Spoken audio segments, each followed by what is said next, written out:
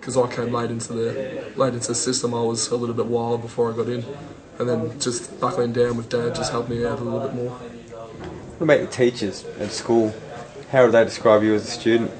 As a student, I get along with all my teachers well. Like, ask any teacher, they'll know me, they'll know that I'm always in a good mood, always cheerful, always making a joke. But then I know when it's time to get serious and I want to make a joke going into an exam or something, I'd sit down and, yeah. So, Max, you know where the line is? Yeah, I don't go too far. I'm not one to cross the line. But I am one to have a bit of a fun time. So I may have missed it, mate. What are your plans educationally? I mean, football you can't play forever.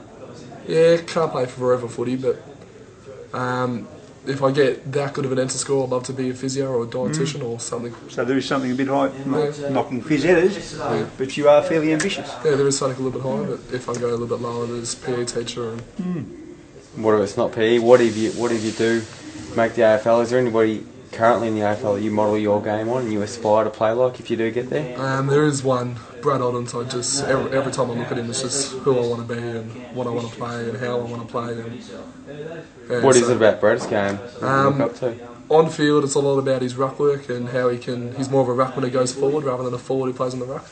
And that's what I base my game on, more of a ruckman who can go play forward. Tough road, AFL football. Yeah, it is. Plenty of people that want to head down it, not many do. How can you head down it? What separates you from the rest of the pack? Well, good question. I've never been a good person off field. Like, obviously, I've been trying to learn heaps from forever, and I've never been a good person with recovery and preparation and stuff like that. But it's just on my willing to learn. I'll listen to anyone. I'm a man who loves listening to coaches and loves listening to tips, and I reckon I've just got so much to learn. And what you say there is also a risk. How can you not guarantee, because guarantee is a pretty hard word.